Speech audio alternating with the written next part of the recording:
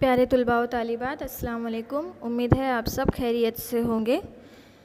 हम हमारी 9वीं जमात की साइंस की किताब का सबक नंबर 5 पढ़ रहे थे, हमारी ज़िंदगी की बुनियादी इकाई। अब इससे पहले कि हम सबक शुरू करें, कल की वीडियो में मैंने आप लोगों को काफ़ी कुछ मालूमात भेज दी थी कि हमारी ज़िंदगी की बुनियादी इकाई क्या है और हमारी ज़िंदगी की जो शुरुआती पहलू है, यानी जहाँ से हमारी शुरुआत होती है एक कतरे से, एक ज़र्रे से, वो शुरुआत से ही मैं आपको कल की स्लाइड में, कल की वीडियो में मुकम्मल तौर पर बहुत अच्छे से समझा चुकी हूँ।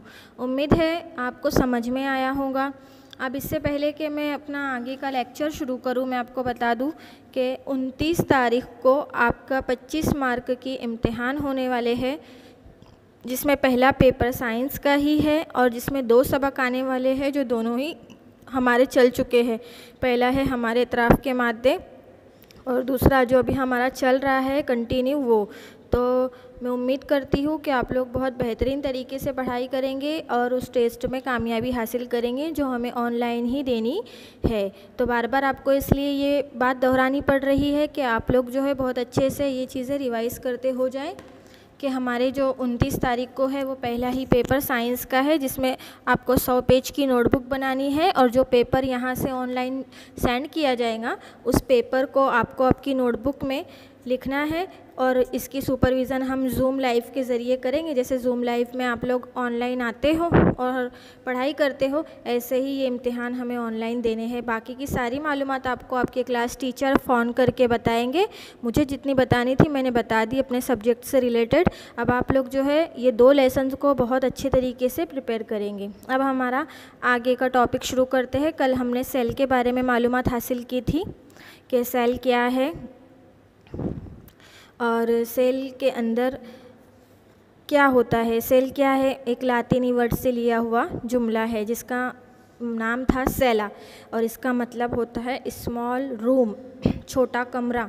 जितनी भी चीज़ें ज़िंदा है उनका स्ट्रक्चर, खाका जो है वो सेल से मिलकर बनता है या एक सेल से बना होता है। उनके अंदर मौजूद जितने भी काम होते हैं वो सेल से मिलकर हो रहे होते हैं। इसी तरह हम हमारी ज़िंदगी को चलाने के लिए सेल चाहिए, इसीलिए उसे बिल्डिंग ब्लॉक यानी कि पाया, जो बिल्डिंग का मैंने आपको कल समझाया था, वो कहते हैं। इसी तरह सेल से मिलकर ऑर्गेनिज़म्स बनते हैं। क्या बनते हैं?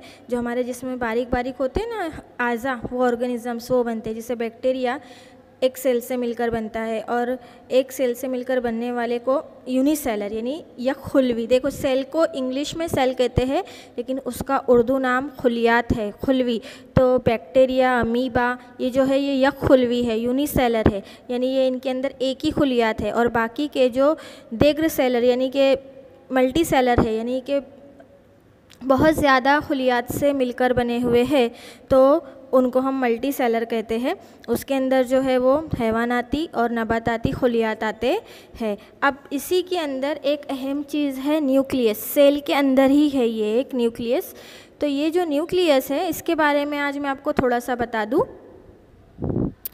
न्यूक्लियस एक ऑर्गेनल है जो देखो खुलिये की 2 किस्में हैं, एक यूक्रेटिक और एक है प्रोक्रेटिक। देखो बेटा ध्यान देना है, ये इम्तिहान में पूछा जाने वाला सवाल है।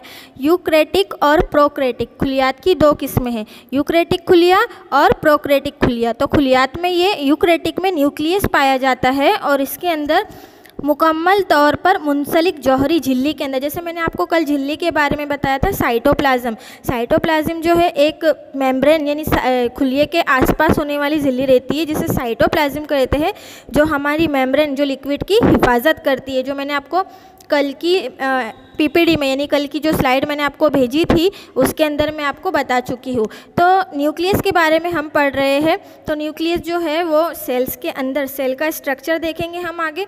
सेल का स्ट्रक्चर इस तरीके से होता है।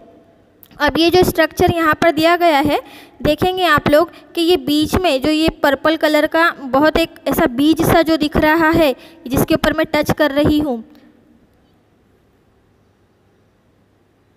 ये जो टच हो रहा है ये जो है ये न्यूक्लियस है। जो न्यूक्लियस मैंने अभी आपको बताया ना वो न्यूक्लियस है। और ये न्यूक्लियस के बाद ये जो झिल्ली, ये जो बारीक बारीक धागे नुमा जैसा जो आपको दिख रहा है, ये न्यूक्लियस के इर्द गिर्द आने वाली झिल्ली है।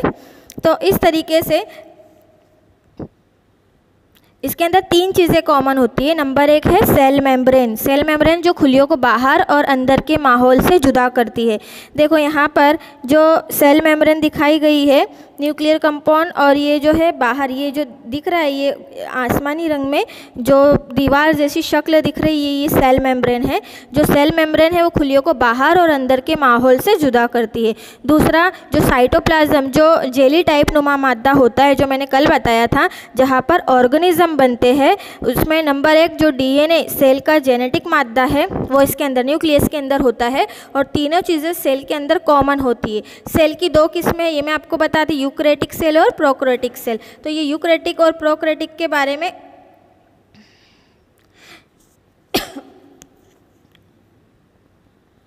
यूकैरियोटिक में अलग अलग उज़वी मादे पाए जाते हैं और ये बहुत एडवांस और अलग अलग से मिला हुआ होता है, जैसे कि नबाताती खुलिया और वह हैवानाती खुलिया जो मैंने आपको बताया। और जो दूसरी किस्म इसकी होती है वो प्रोकैरियोटिक सेल मेम्ब्रेन, और ये न्यूक्लियस इसके अंदर नहीं होता है।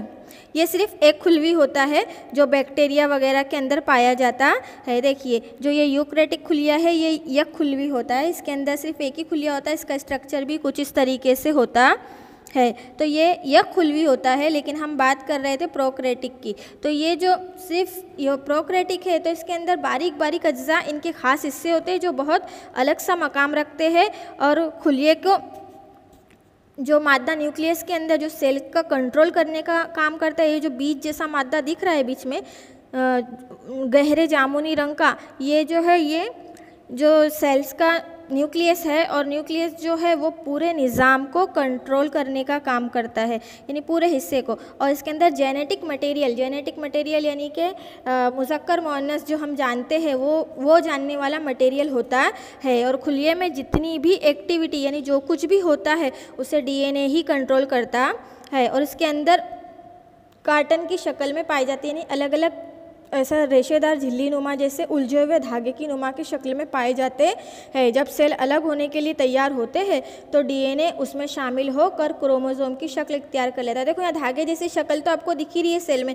जब ये मुकम्मल तौर पर तैयार हो जाते हैं तो डीएनए उसमें शामिल होकर क्या करता है, क्रोमोसोम जो बाहर की हिस्से की शक्ल दिख रही है वो इख्तियार कर लेते हैं। इसके अलावा न्यूक्लियस के अंदर न्यूक्लियस भी होता है जहाँ पर राइबोसोम्स की जगह होती है।